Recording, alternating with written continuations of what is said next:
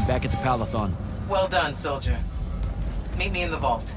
We can finally have that conversation that I've been trying to avoid.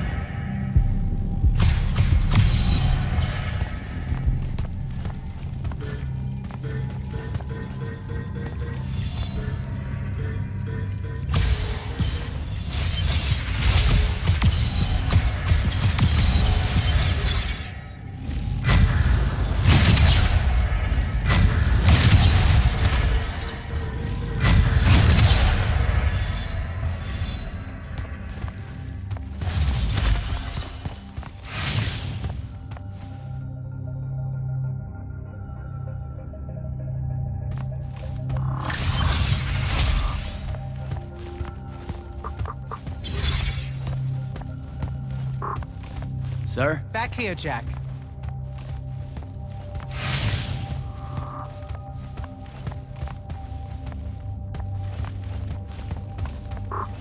Here. This dossier is for you. My report of Sandrak's time as an immortal. Some details remain classified. I'm sure you understand.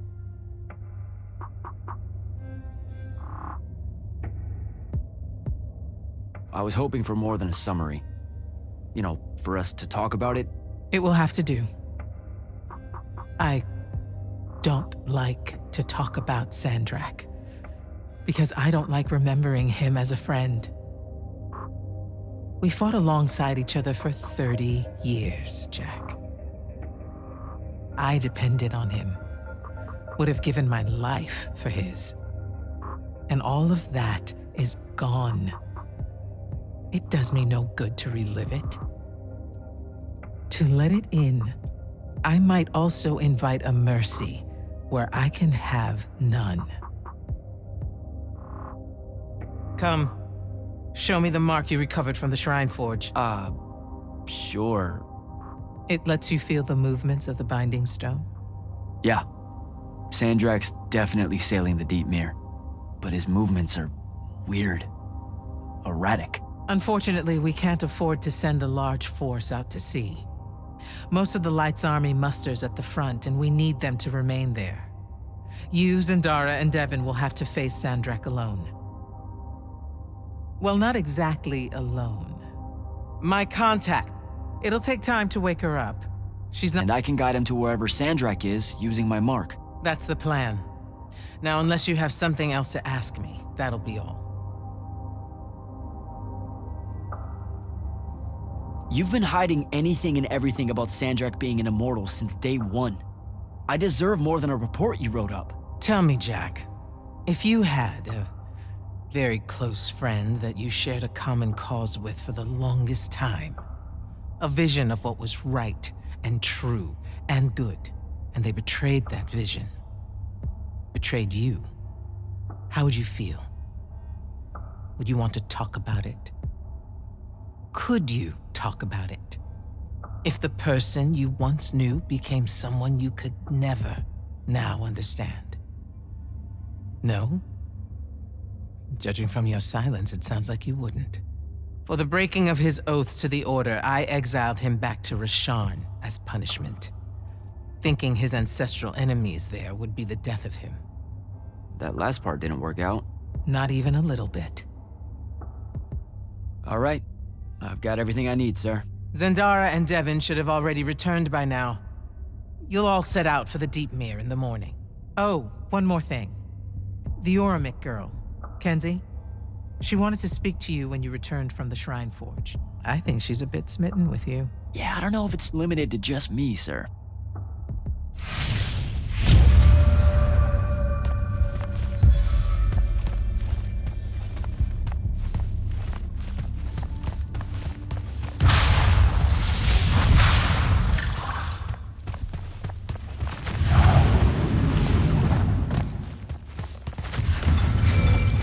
Initiate, come up to the war chamber. Devin and I have decided that since we might die in the morning, we should, Get hammered! yes. That. On my way.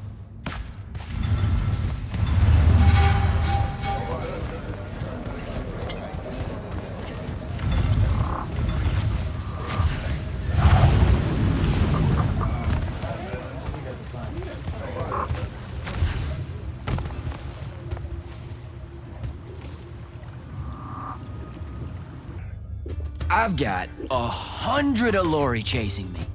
Nowhere to go. All by myself. And then, boom! I'm grabbed by the neck. I can't breathe. Sure, just interrupt my story in the rudest, most disgusting way imaginable. That's cool. I honestly forgot you were telling one. Oh, did I ever tell you guys about the time I almost turned 100 years old? My company was holed up in the trenches at True Haven Pass. I was still assigned to Light's army then. Medical watch, yes. Yeah, I'm pretty sure this is a lie. Absolutely serious. The Rashanians hit the trench with an aging spell. By morning, we're suddenly too tired to fight. We're too infirm. Our brains are muddled. We've got the cataracts. So, anyway, I see myself in a mirror, right? I look like my father. My father was a very unattractive man, Jack. We call him the Turtle. I am not going to age well. So tell me, sir, when did you say to yourself, hey, bigotry, it's not really so bad, is it? I have to make a far call. Are you referring, Initiate, to why I think the unforeseen are a curse? Yep. Telenir was a small city in Kalthus.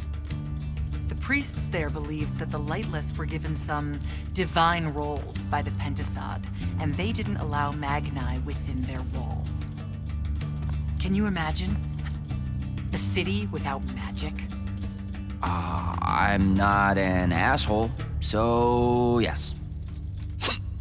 One day, at some morning prayer, a young girl, in Unforeseen, just exploded with wild magic. She died screaming as spellfire erupted from her body. All of Telenir started burning. And because there were no Magni around, this wild magic went unchecked. The whole city, and everyone in it, were reduced to ashes. That's all very sad and terrible, sir. But we're not all that little girl. That's not how it happened with me. It could have. There's no protection against your kind. And when you do happen, more often than not, people around you die. Okay, enough of that. My father always said the best way to mend bridges between parties that held wildly divergent opinions was to find a commonality in vice. Drink up, nerds.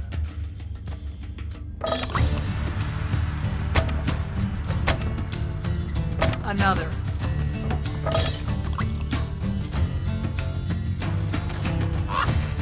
How'd a fucking bird get in here?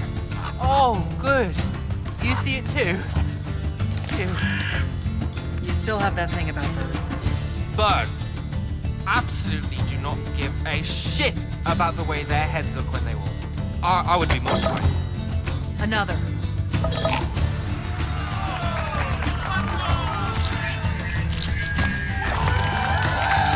Damn it. Another. Use your lash! Use your lash! I know.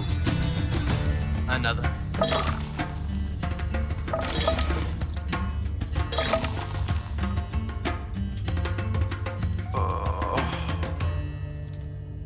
Am I dead?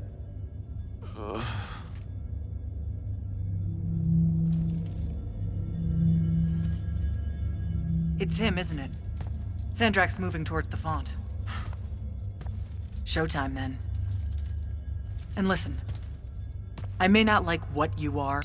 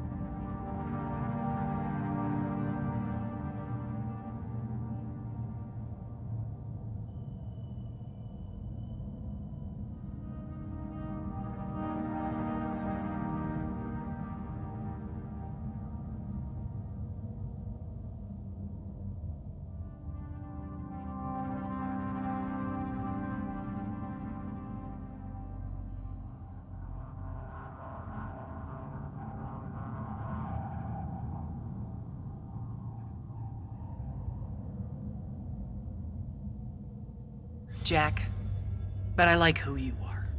That feels really abstract and not entirely okay, but thanks. I think.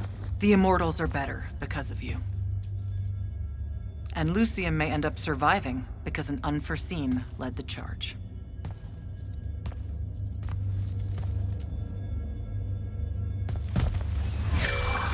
Morning, sir. Unfortunately, It was a good night, sir. I won my retirement fund betting on your skill at beer pong. wait, you were there? I didn't see you. You weren't seeing much by that point, sir. Duty calls, though. Come to the docks over in Thaven's Point. We're nearly ready to cast off. All right. See you soon.